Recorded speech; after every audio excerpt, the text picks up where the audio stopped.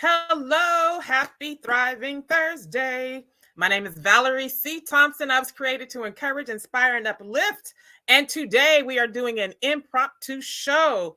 I have the lovely Brianna Neff on. I'm going to bring her on in a minute. So please like and share. This will bless the masses because Brianna's going to talk about what it means to thrive in a place where you may not want to.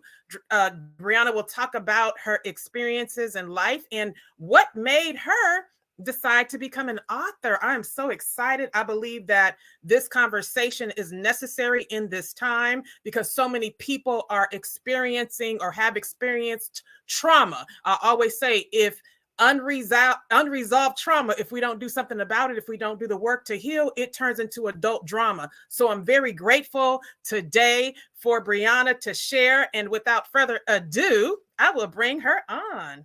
So super excited, super excited. Hello, Brianna. Hi. and Hi, Kitty. How are you doing? I'm good. What about you? I'm good. I'm excited. This has been, I believe, long overdue, but let me share a little bit and then you can introduce yourself with more details. So I believe I met you like in 2020, right? On a platform Yes. for Yes. It domestic was, violence. the forum happened in April of actually last year, but we met beforehand since we were in it. Oh, no, you're right then. It just seems like it's been longer, but I think that's what happens when you meet someone that you kind of, it's like those souls that connect, right? So I feel like I've been knowing you longer, but you are absolutely correct. So I'm very grateful for our connection. So again, Brianna is an advocate for domestic violence and sexual trauma. You are an anthropologist, and you can share with them what school you graduated from. I forgot, but I'm very grateful for you. You do lots of advocacy work, and your story, your share and heartfelt story about how you have overcome some things that many probably couldn't have overcome, and you've become a published author. So I'm grateful to hear about your book. And I believe again that this share from your heart will bless so many because it's so important to do the work. And I know that as we move in this conversation, you will give strategies about what that means to actually do the work, and give tools. So thank you again. So introduce yourself the way that you know how, and we'll go from there as the spirit leads. Because again, this is impromptu, and I feel like that's the best time. Best thing. Yeah, my name is Brianna. I graduated from OSU, actually, Ohio State University, as an anthropologist. Just to state that. So I am actually a survivor myself of both child abuse and sexual violence. And I experienced child abuse as a young child in my household, and it kind of pushed me really and drove me to get myself into college because I saw that as a way out. And then when I got to college, we kind of learned it's not as safe as you think. Ooh, surprise. And I experienced 3 sexual assaults within a 10-month period, my second year of college. And pretty much right away, I started advocating. And this was largely because I felt very unsupported and alone when I was experiencing these traumas and dealing with all of the and I don't want other people to feel that way. And that is something I've pretty much felt all along. So I started advocating and doing prevention work pretty much right away. So I started speaking in vigils and participating in marches, and I would perform and attend galas for survivors. And I pretty much attended every single event campus had, and largely in the city of Columbus at the time as well. And I've been doing that even after I graduated and keeping a heart for it. And you have to do this kind of work. And I have had a lot of people actually tell me that they were so thankful that I spoke, like I had them in tears and everything. And it really made me feel like I was helping people. And it kind of helped me through my own trauma as well, just to help other people and know I was helping, because it kind of made me feel supported as well in some sense. And I have been keeping that up for nearly a decade now. And last year, I spoke in a forum with Valerie, actually, and a couple other women, and I discussed child abuse. And while we were speaking in that forum, I actually had the facilitator, Ilinda, say that I should write books. And I was kind of like, you know what? Okay. So it just kind of came out of nowhere. I mean, I did it mainly just because I was asked to. And it started out random, just kind of wrote my story. And over time, I added things, added changes, and it turned into more of like a healing guide, an immersive one. And that was because I realized, a lot of people write their stories. It's more common than you think, but I'm not doing it for therapeutic reasons to heal myself, because I've been doing the healing work myself. I didn't really need that kind of assistance. So what I wanted to do was, like I said, I want to support other survivors and help them to heal. So I created this guide in order to show them how to heal themselves. And it's not like a guide that has all of the answers and it says step by step, this is what's wrong with you, this is what you need to do, because everybody's situations are unique. And the effects from those traumas affect the people differently, and everyone is unique in that way. So I really created a guide to kind of get somebody or the reader to change their mindset on how to view their traumas in order to learn how to alchemize them and see what they can gain from them, or what they can learn from them to change themselves, to grow and to improve themselves on a soul level and internally. And that way they can move forward with happiness, and knowing that, life could be an adventure, that they can enjoy life and basically learn to fly rather than to survive. And that is where my guide came into play, because it was more out of my heart for helping others rather than, kind of just supporting them. Because I feel like if I'm just supporting them in that way, then I'm kind of just like reparenting and I'm doing the work for them, and it kind of prevents them from doing the work themselves. So I created this guide in order to transform themselves rather than me do it for them, so to speak. Right. You said, and thank you so much for sharing. You said you created this guide to help people transform themselves. So you're not parenting them, you're not doing it for them. And that requires for somebody to actually do the work, right? That requires discipline and dedication, would you say? Yes, definitely. And it's important to note that throughout this whole process, in the beginning it can be kind of hard, because you're facing your fears and you're learning how to do that and to differentiate them within yourself to even be able to face them in the first place. But once you get into the process, you kind of learn to enjoy it, because you can feel the release and the freedom of when you actually let go of those fears and those insecurities. And it's important to note that, you have good and bad moments. Originally, it may feel like good and bad days, because, when something really gets to you, or one of those fears feel like it can ruin your whole day. But once you get along the process, you realize it's more like a moment and it'll pass. And as long as you can learn to bring yourself back to happiness and into your own internal truth, then you can really only keep it down to that moment and have good and bad moments, kind of like a roller coaster ride that just gets less and less hilly as you go along. That's good. You said so many great things, like you're dropping nuggets. I wish I had the sound effects, like, because you're dropping so many nuggets, like, for real.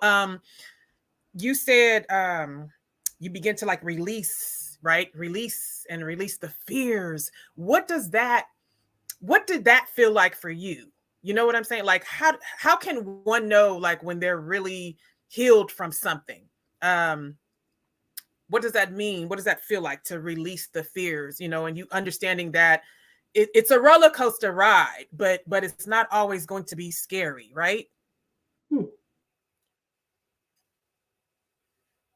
Healing journey, I didn't find it right away. I had other options or ideas that I took to try to heal myself within that decade or so before I actually did it. And it's important, to remember that not everything works for everybody. Right. But I found that this healing journey worked for me to help me release my fears because I enjoyed from the beginning the feeling that I would get once one of these fears or insecurities was released. So, Yeah. how I describe it is more like feeling like light as air. Like, for some reason, it's just like internally you feel lighter, like you can Mm-hmm. fly, literally. And Mm-hmm. I would feel so much bliss and happiness and freedom from that feeling that it carried me throughout the healing process because it, you don't always feel that way when another shadow or fear comes up because that weighs down on you and you can feel back trapped in darkness like you did before you even started. Right, right. And thank you for sharing that. I And enjoy so, that feeling when it comes up because it right, lifts you through the darker times of the process. And right. that's And really it's what got me through. necessary. Wow. And I think for me, I mean, there's such a wealth of information and knowledge that you have because of your pain. And we know that your pain has pushed you to purpose, right?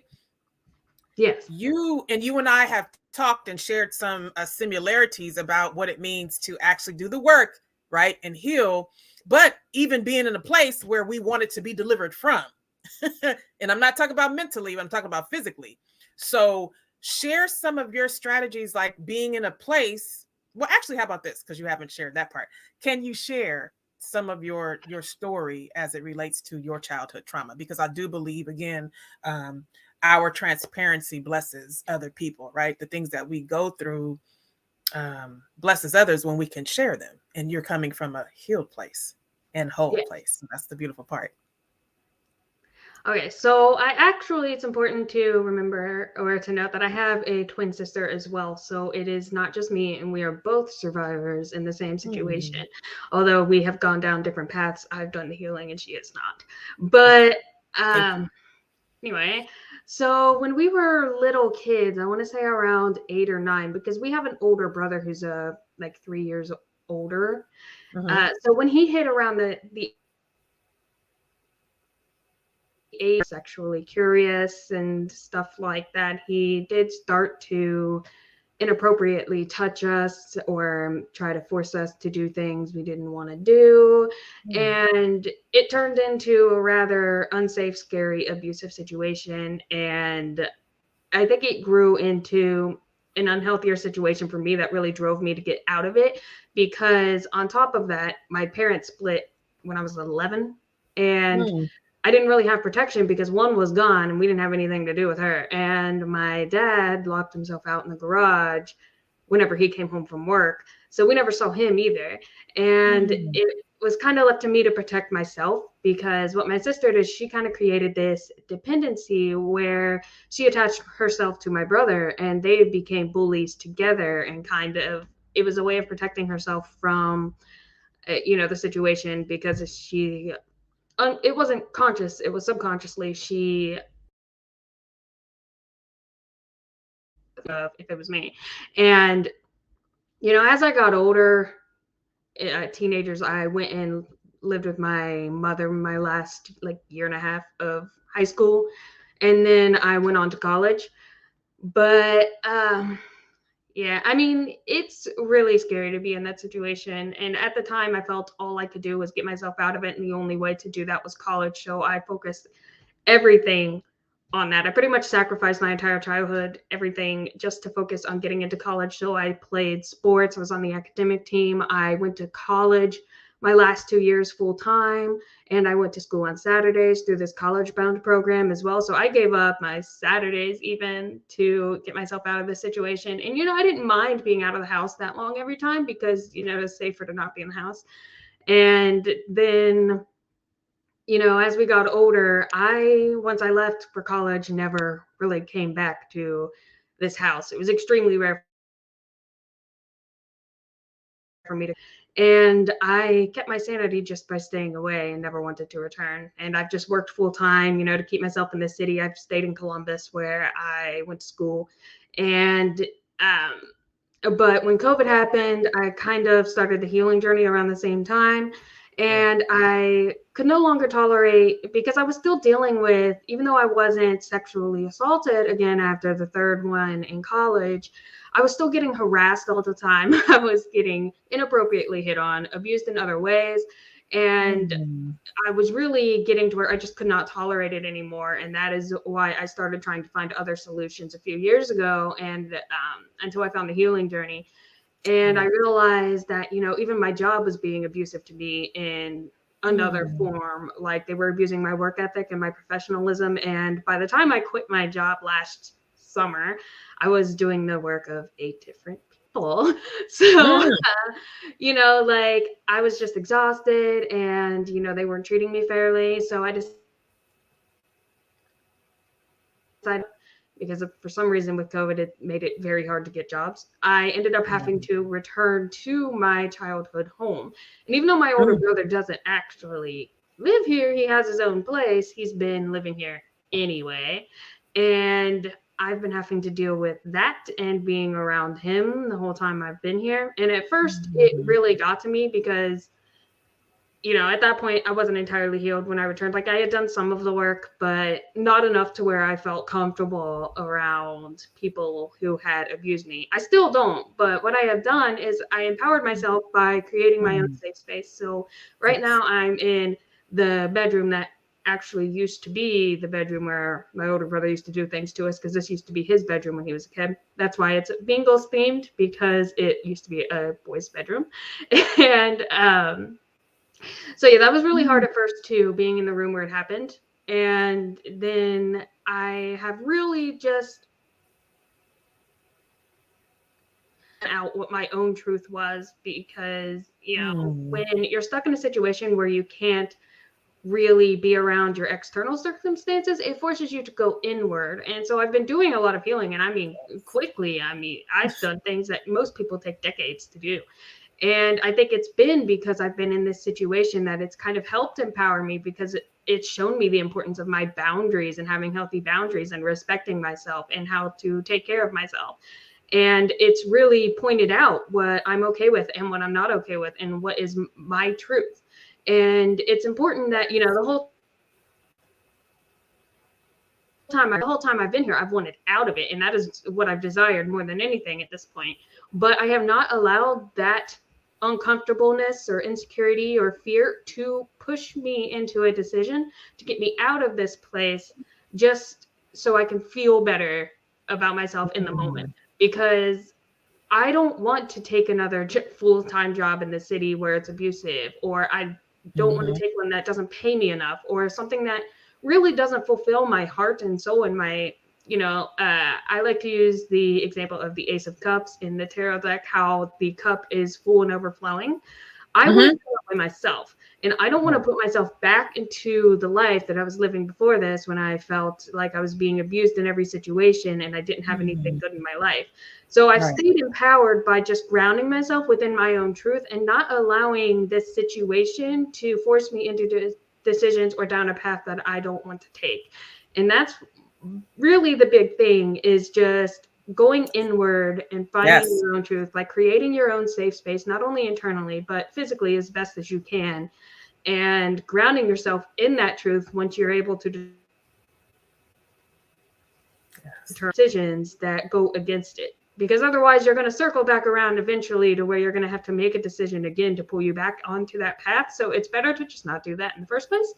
Right. Right. Oh my gosh. You already know that. I love you. I love everything that you shared, because again, when I met you, it was like instant connection, and everything that you said, ditto, because that's just it.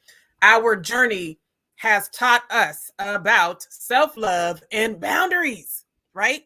And going internally to heal. Like, you have to do that. So you mentioned so much, and again, thank you for everything that you've shared.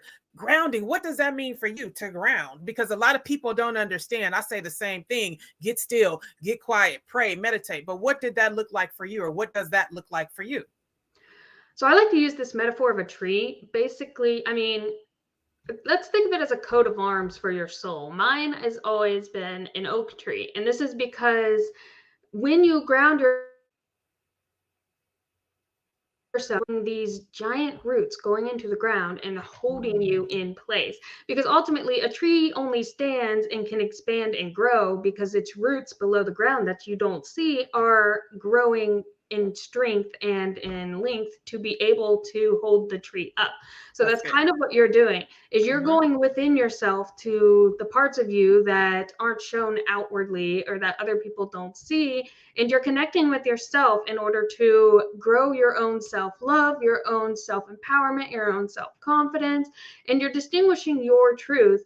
And that way you can actually be in it and make decisions and actually feel how you feel in the moment and ground yourself in that. So I mean, just to like be yourself, to be yourself and be okay with it and be confident in it, and then put up boundaries around that truth and not allow of that truth. So it's not only grounding yourself in the moment by, doing practices like meditation or earthing, where you walk outside barefoot and, walk or stomp your feet, whatever makes you feel more grounded and connected to the earth. But it's also not only grounding you to the earth, but grounding you within yourself. Now, that's the most important thing, is to ground yourself within your own truth rather than grounding yourself to the earth. I mean, that helps at first. That's what helps you to connect to yourself. But it's important to really ground yourself within your own truth, especially throughout this journey, because it's necessary in order to be able to distinguish what's shadow and what's light, like what's fear and what's based on your truth. Like, for example, I've still been doing the healing work. I mean, it's been a little over 2 years for me, but I still want to be my best self. So I've just been improving myself anyway. And I spend a lot of time inward and living with my own truth. And one of the things that I've been working on for the past month is dealing with my own toxic masculinity traits. And this is largely based on society itself, because society is over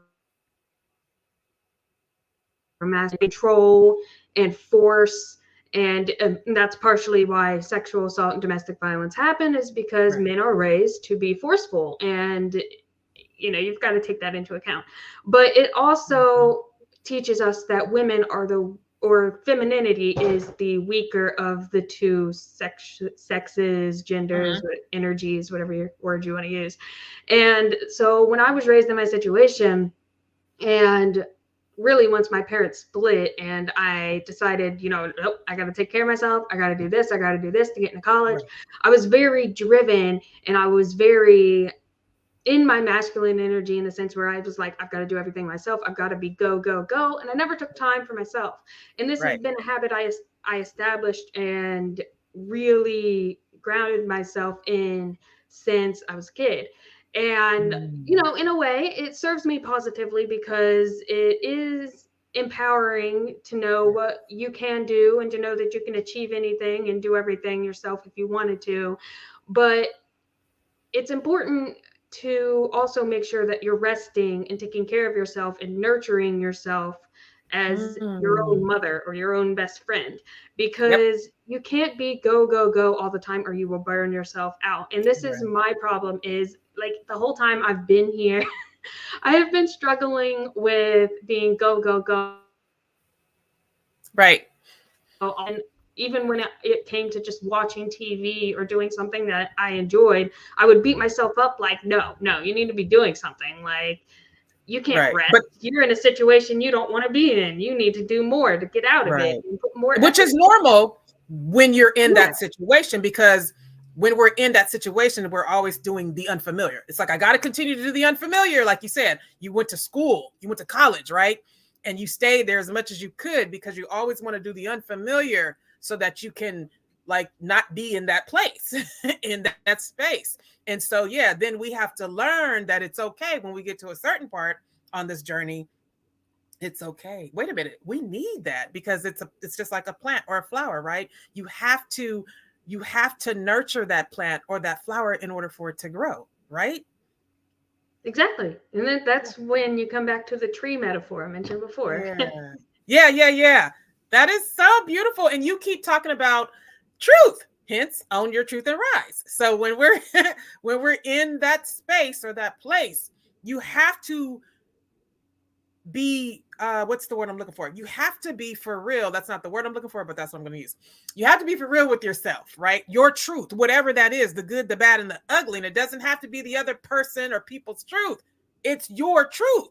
And until you recognize and speak your truth over your life, things do not change. That's important. So thank you for sharing that. And so that leads me into this question as we're getting ready to, well, there's a couple more things I want you to share, especially about your book. You probably said it already, but Brianna, what does it mean for you to own your truth and rise? Well, for me, at this point, I've come to the part of my life where I want to be fulfilled on a soul level. So for me, I realized my calling a long time ago when I started doing prevention work and advocating, but I realized it more deeply, as I mentioned a while ago, about how my guide focuses on showing people the way and how to change their mindset themselves Yes. rather than me give them the answers. And Right. so that's largely what I want to do, because I still want to be that support for other survivors and really everyone if I can. But I don't want to do it to the point where it's a detriment to myself or more energy is going out than it is coming in, because Right. I'm only one person, and to help a lot of people I have to be able to help myself even more. And I didn't want to put myself in a position where I carried the weight of other people. So that is why I made my guide as a tool. And I want to do that in other aspects as well, and to fulfill my own cup, keep it empty, but also, full, not empty, sorry. No, I And, get what you're saying. really enjoy life and see it as an adventure. And I've had other ideas of things that I'm going to do that will help people in other ways, like creating herbal teas that can be either uplifting or help with depression or anxiety. And I've been studying herbalism, Chinese herbal medicine, Ayurveda, stuff like that. And I also have considered making soaps that do the same thing, stuff like that, like just things that help people feel better and know that they are supported and loved and not feel alone like I had in the past. So that's largely where my passion comes from and why I I do love it. Again, pain pushes us to purpose. Pain pushes us to purpose and profit. I'm just saying. So it really does. But I love your heart. I love your share. Can you tell everyone the title of your book, where they can find it? You can put it in the comments as well when you have time. So it. yes. Okay. Well, actually, I have even better. I Right, right. have the book with me. I love it. Okay. Yes. So So yes, it's yes. called Survivors with Rhythm. And it kind of just came to me one day, kind of like divine inspiration, randomly out of Yeah. nowhere.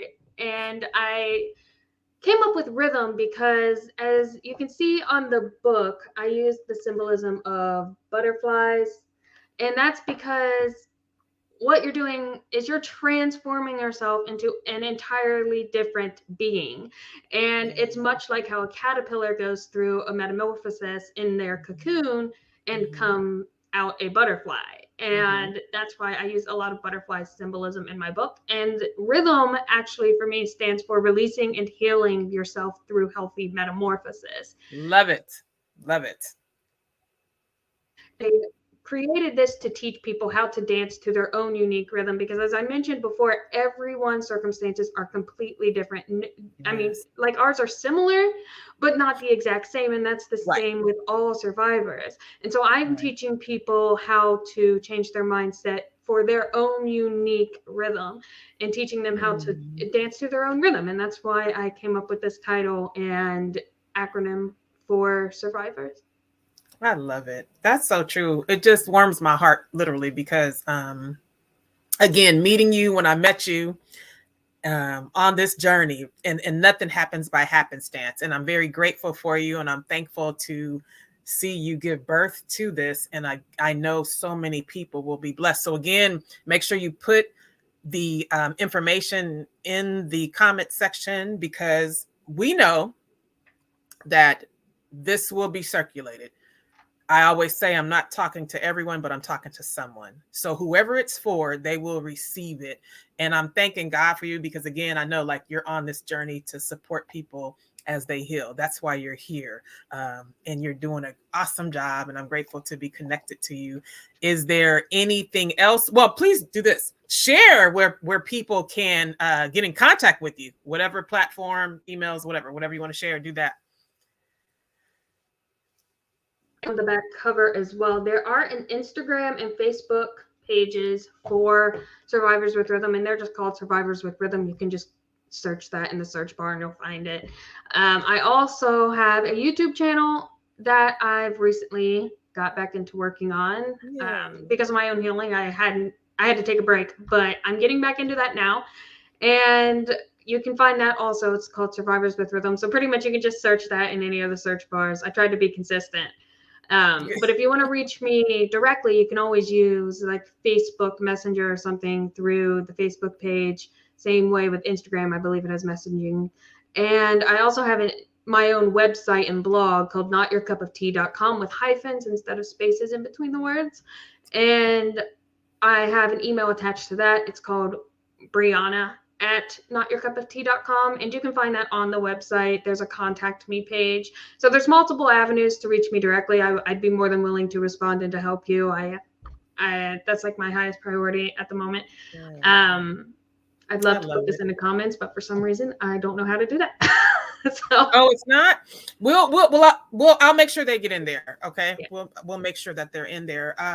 It's something that was coming to me. I'm excited for your journey. I'm excited for your path because you are doing your life's work. You know what I mean? Like this is why you're here, and I appreciate you. And I just want people to really pay attention. Listen to this again because you were dropping so many nuggets, so much information was given as it relates to tools and strategies and what we need to do when we're in something that we don't necessarily like, right? And again, you can leave mentally before you leave physically. But understand you have to do the work. It's all about going inward. It's all about finding those tools and strategies that work for you so that you can operate in your highest self or at your highest self, at the highest level, so that you can continue to move in purpose, on purpose for God's huge purpose. Are there 3 words, Brianna, that you can leave for the audience like that? Some power-packed words?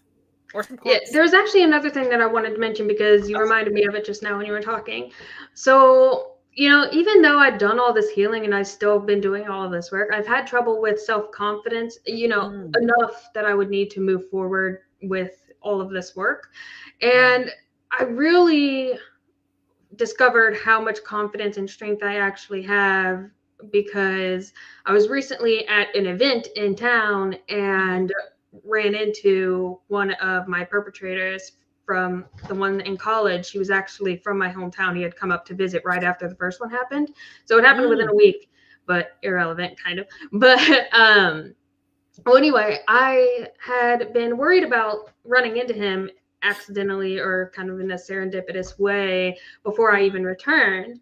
And that was something I've managed to avoid all the way up and saw him at this event.